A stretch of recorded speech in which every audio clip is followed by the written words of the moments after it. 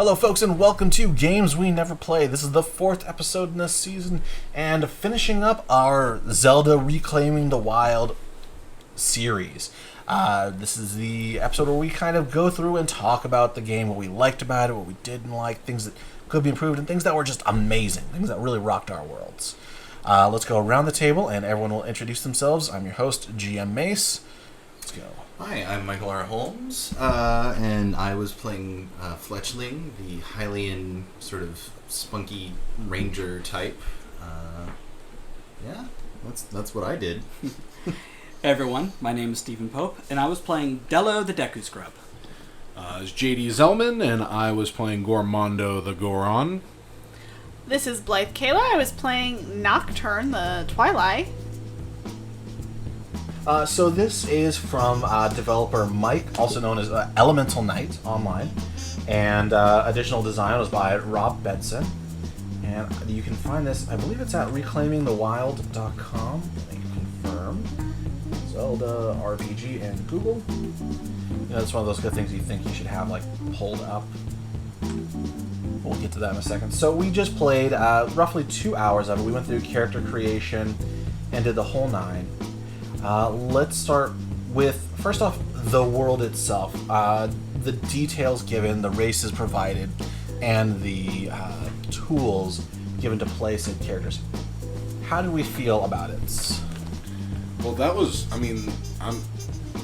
one of the things about this game is that it's very, very true to Zelda. It represents a lot of really cool characters, a lot of really cool races. It gives us all of the races that are in game and like in the original games and everything. So I kind of like that aspect. I like that you can play literally anything in the series. I agree and disagree. See, I love the fact that a Deku Scrub was an option. Yeah. The fact that Twilads were an option, demons are an option, talking animals. A lot of the more eccentric parts of Legend of Zelda are represented. But it ultimately didn't matter that I was a Deku Scrub. Yeah. Like, mechanically, there was no difference had I been a Deku Scrub, or a talking animal, or just a really short Hylian. Yeah. There are like a couple buffs you get for being a different race, but it really doesn't make a whole lot of difference. No. Yeah, I didn't it felt like the Twilight and the Deku Scrub. It felt like a lot of the bonuses were kind of the same. I never really got to use, like, maybe if I played longer this would be something I'd get to use, but there were things like, oh, you can move through enemy territory like it's difficult terrain, but that's only if they're casting a shadow, and you can't be like in total darkness or under a spotlight. And I'm like, wait, why can't I move through darkness when in total darkness? Right. Yeah. It's like, but there was like most of my buffs were the same, and I didn't really get any other I didn't get any stat buffs. I didn't get any maybe I get an Arcana buff or something because I'm a sorceress, but it doesn't. Yeah, Goron gets defense, which makes perfect sense because we're made of rock. But no buff to unarmed combat. If I punch, I'm made of rock. It's gonna hurt just a little bit more than your average fleshy punch. Mm-hmm. There was not really much to that unless I took a feat in it with uppercut or something. Sorry, one of the things that I said in the first episode was, of the people at the table, I know Zelda the least. So, I would say that from an outsider's perspective, it certainly seems like there was the appearance of a lot of different options that seem to encompass a lot of elements in the games that I'm familiar with, but I can't speak the same level of sort of critique that you guys can, so I defer to the wisdom of the table. That's that's not necessarily a bad thing, especially because we're looking at the lore, and you're like, this as a tabletop.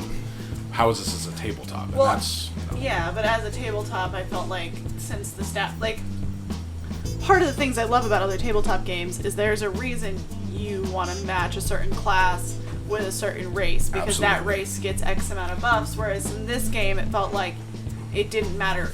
It was cool that you could play all these races, and I really liked that, but when it came down to the nitty-gritty of it, it didn't feel like the races were that different. They weren't. Ultimately. No. Like, you had some stuff that was like, oh, Gerudo's defense or something like that, but...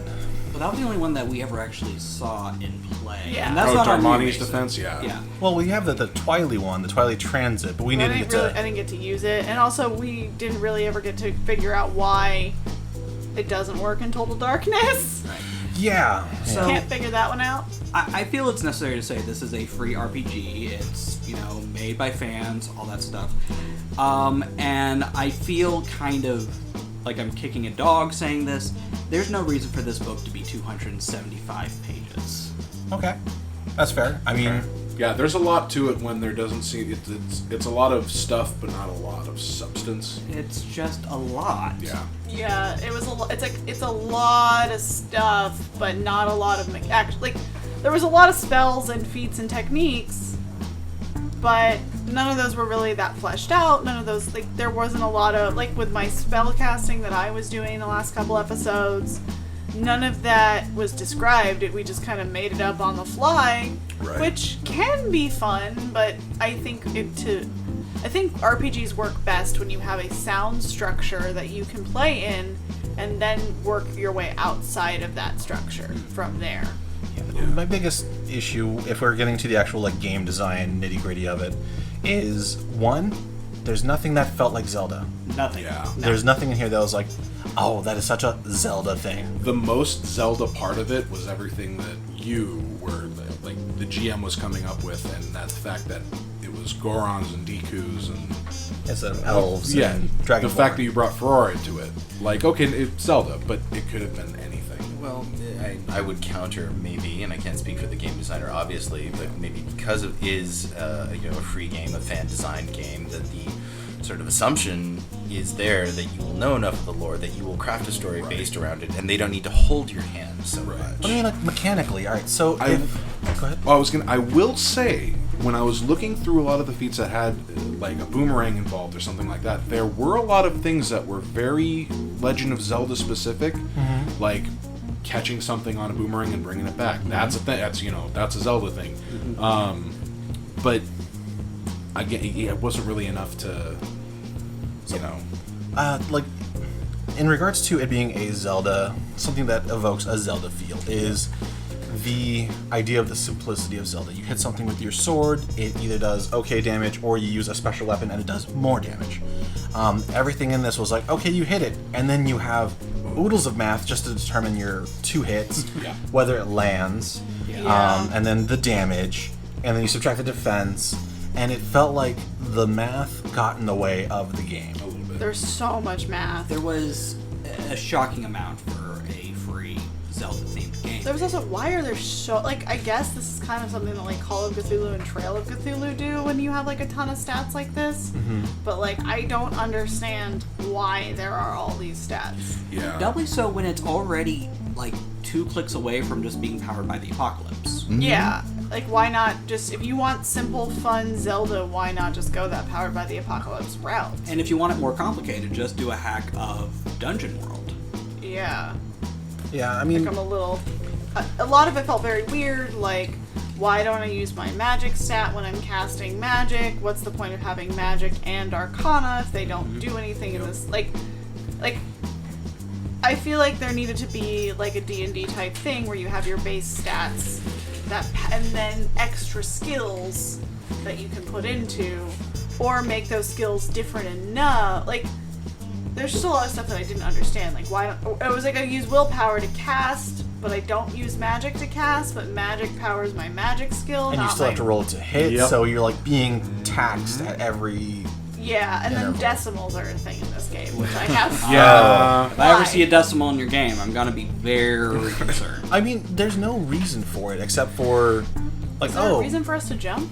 No, I mean, so there might be places been. where there's, jumping, you gotta go from ledge to ledge or what have you. And But if that's the should- case, it's not an athletics check. It should just be an athletics or an agility check. Right, yeah. You shouldn't have a jumping stat. Yeah, Two the different vertical jumping versus... Yeah. They're really... So, when I'm drawing out maps, if I'm getting to the point where I need to mark out, oh, this is going to be 10 meters, it's going to be 5 meters, what have you. Right. Something being 1.66 or 1.25 doesn't help me. They're either going to make it or they're not going to make it. Saying you can jump 1 square fine, just say you can jump 1 square. Yeah. Longer, like the Rito, the bird people, they can jump 2 squares because they have wings that lifts them. That just make it a blank number or solid number based on what your race is. Yeah. Orons can't jump more than a square. Nope. Yeah, But- it was really, that was weird. And like, I don't know, also the lift, the way you determine how much you can carry is weird. Because the fact that I literally designed a character that can only carry 2 pounds before they start becoming encumbered. Yeah. That's not, I feel like not a good, Now, I think their logic behind that, because I was 'cause I doing... can carry, but then you can carry unlimited amounts of stuff in the end, so it doesn't even matter. Right. I think it's the weight of the weapon you're carrying, like, you can't wield a hammer is what they're trying to say. But they don't have the weights of the weapons on there. But then just have a weapon proficiency. Yeah, right? You can't use heavy weapons, you use light weapons. Yeah. Yeah, anything that's light, you can use, or And simple. then like have a base strength stat, or maybe make it athletics of like, if you have 1 athletics, this is the amount you can carry. If you have 10 athletics, this is the amount you can carry. I feel like we're going through and we're saying a lot of stuff that, we didn't like. What's some of the positive things that we enjoyed about this I system? had a really good time playing this game today. Oh, I same. think it was because we had really imaginative people around the table who did know the lore and, were able to fill in the gaps. And I feel like as we went on, the system started to make a little more sense. Agreed. But that took us almost 2 hours, I feel, to really get the hang of the way it was all supposed to go. If we're talking about things we like, I loved the here's a pile of points, buy spells, feats, or techniques. Yeah, I Yes. kind of like that as opposed to having your base stats and then doing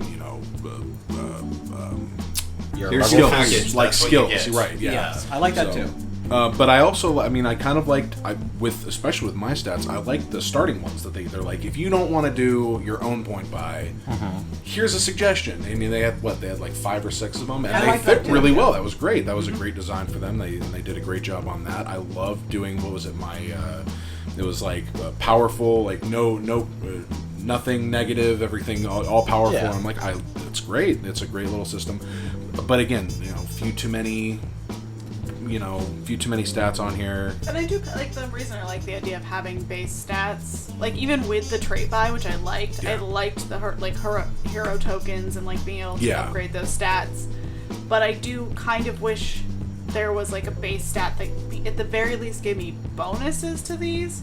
Because once again, like my race didn't even I got Didn't factor in at nothing. all. I didn't. Yeah, my race didn't factor in. I do kind of like the idea of the hero tokens versus XP, Yeah. and buffing up that way. That's really, I feel like it could be a little bit more fluid. You could do a little bit more with it, and you buy it based straight off of that. So I kind of like that idea. I also really liked the design of the game. I mean, I know we said that there was a lot of information in there, and I think it could benefit from a little bit of editing. But as far as a fan-produced piece of content, I think it was really Yeah. slick. Oh yeah, no. As far as fan-produced content goes, this game is very pretty. You can absolutely feel the love that the creators wanted to drive into this game, both for RPGs and Zelda. And that's something that's really cool, because just reading everything that they put in there, you can feel the dedication and love for both Zelda and tabletop. They're pouring over so many of the Prima guides to be like, Yeah. okay, that feels like it should do this damage. Yep, absolutely. It's Bring funny, it the Prima guys. I almost made a joke at one point when we were dealing with the magical tiles. I was like, does somebody have a strategy guide? I definitely feel like this is it's a well thought out system especially for a free fan base made thing. I just think it could use a little bit of more play testing, I think. Yeah. Absolutely. I mean, A little bit more condensing. I'm gonna say something my film professors used to say to me a lot. Okay.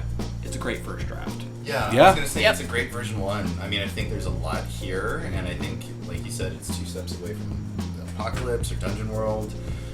Head more in that direction, dump a few of the excess stats, and I think there's a really, really, really solid product here. Oh yeah. Yeah, there's complexity for no reason, and this is actually version 1.07. Okay. So I'm like, how are you guys at 1 so far? There should still be at 0.07. There's a lot of good stuff in here, but it definitely need more playtesting. Yeah. I'm going to send all this to them as notes, and here's the file. Don't be mad. Yeah, no, I think, yeah, I really just think it's overly complicated for no reason, especially when, like, Zelda's about puzzle solving and fighting fun bad guys and having, like, a fun story. Like, Zelda's not super complicated. I don't think the RPG I think the RPG should reflect the simplicity of Zelda. I agree. I think they're very much trying to encapsulate the feel of Breath of the Wild, which allows you to do so much more than Well, the standard. so I'm gonna Zeldas. be the one. I don't like Breath of the Wild. Oh my god, I thought I was going to be the only one.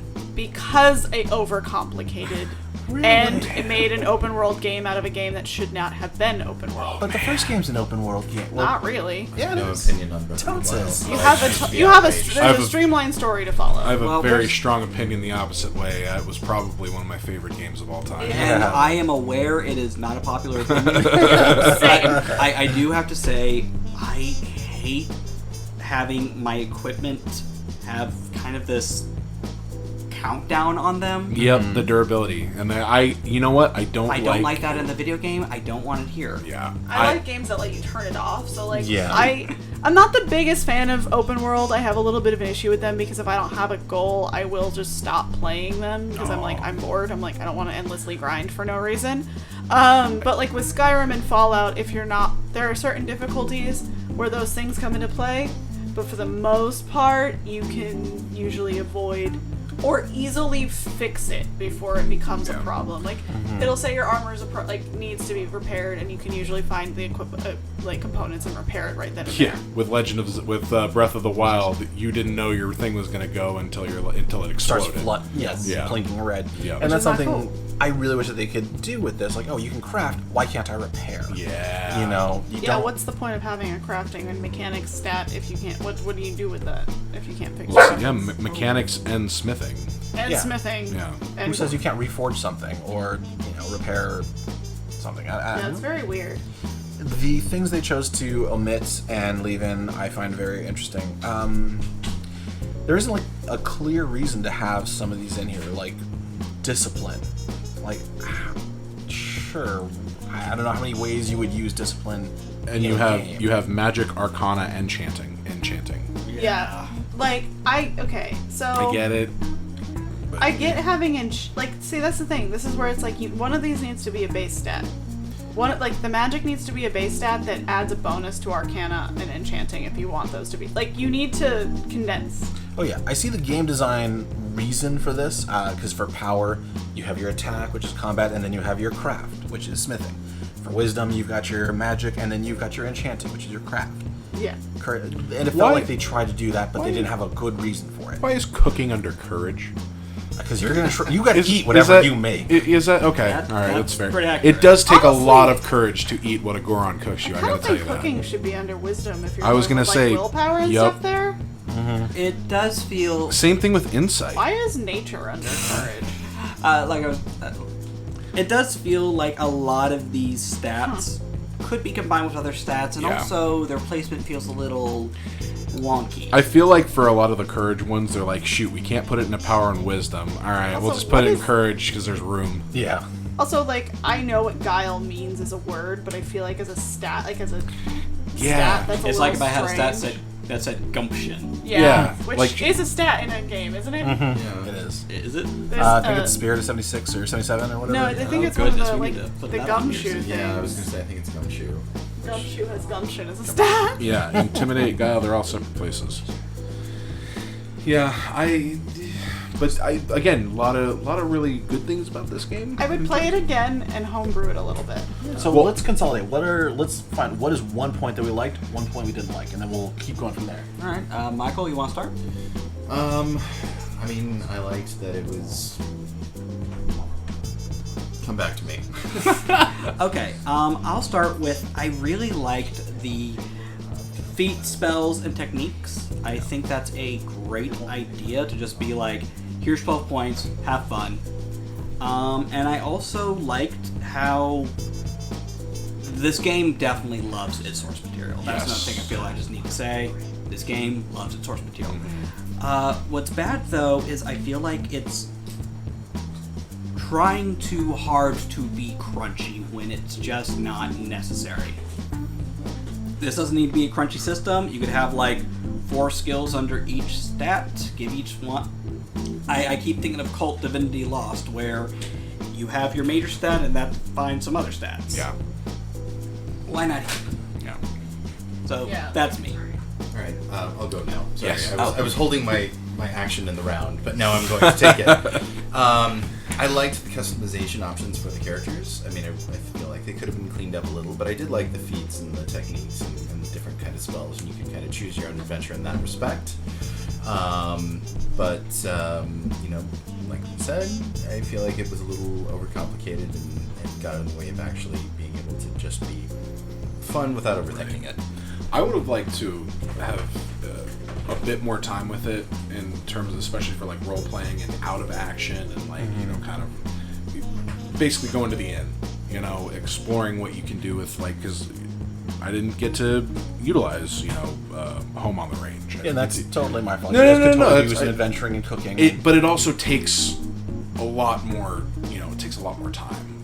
But it's again one of my favorite things is how much they love the source material. Like the dedication of the source material, and how they really try to apply it to the RPG with having a power, wisdom, and courage. You know, 3 parts of the Triforce, and trying to implement as much as they could from the lore into the gameplay.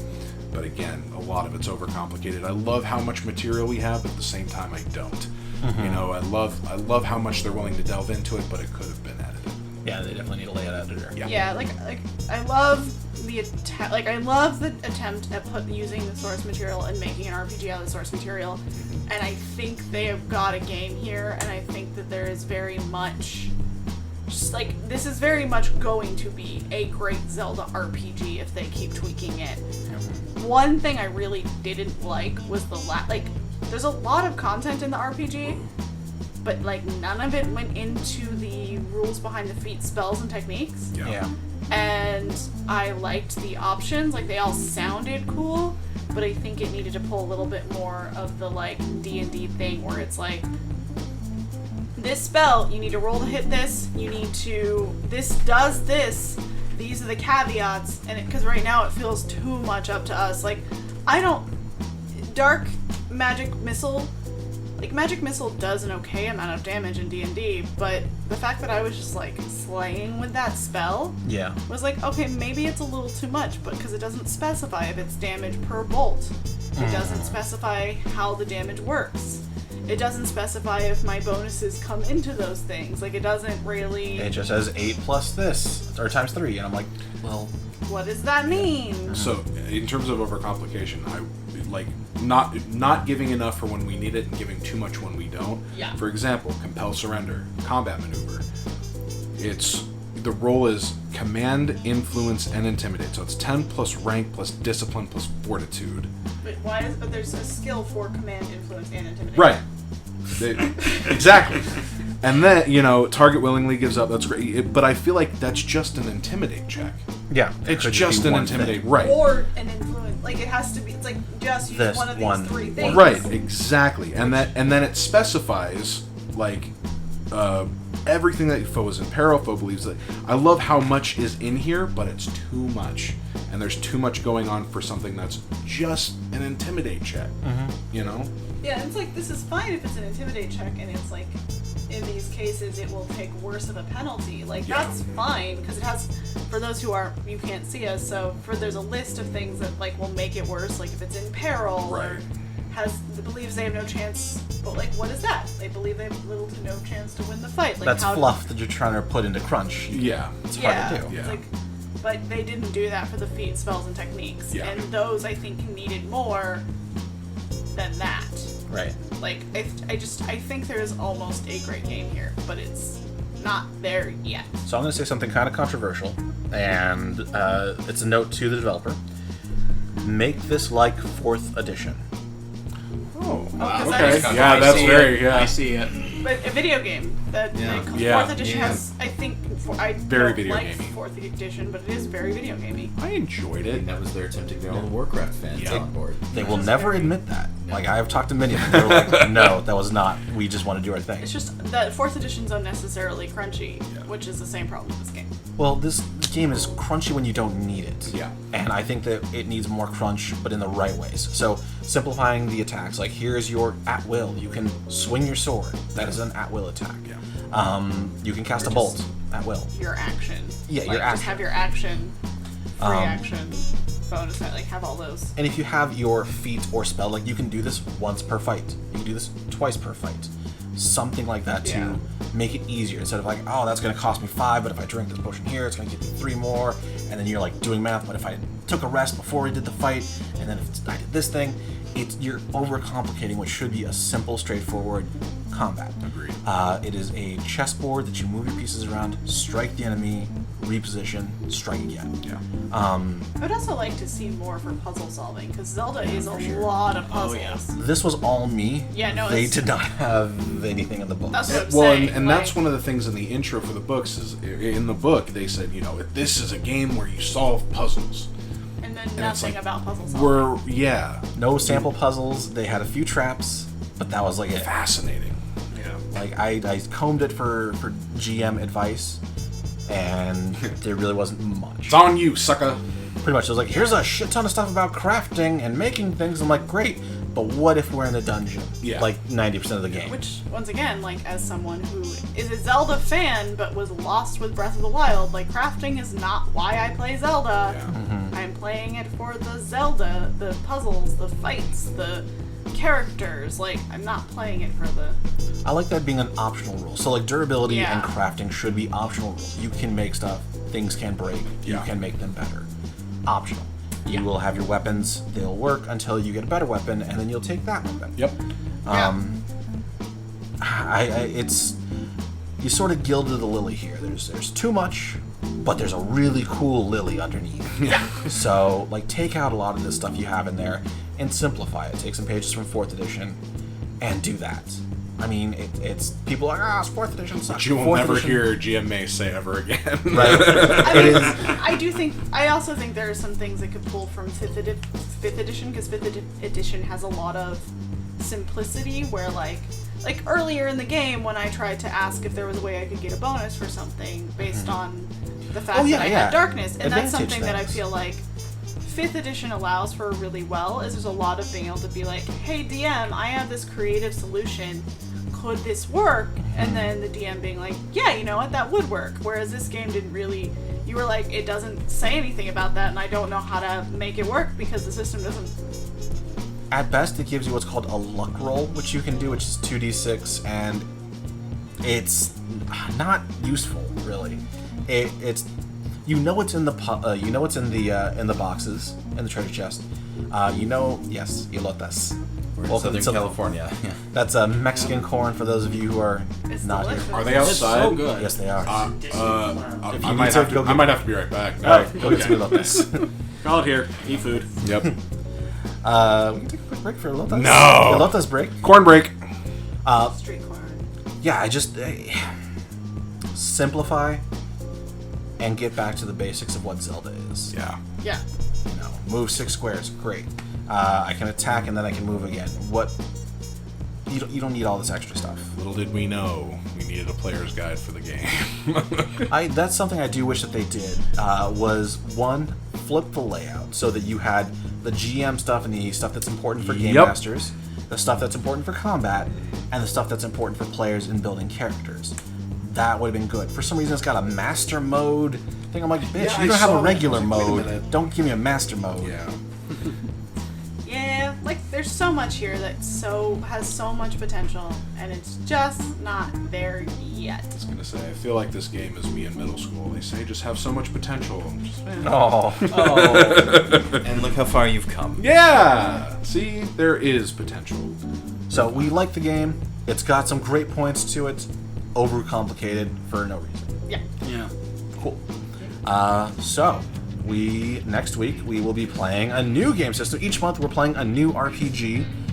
We have Michael Holmes here to talk about what that next game is going to be. Yeah, that's right. So this is Michael Holmes, and I will be your host next time around, and we're going to be playing Troll Lord Games' Amazing Adventures, which is a pulpy superhero, supernatural, D20-based, fun, good time, and I am very, very excited because I've been wanting to run this one for quite some time. Awesome.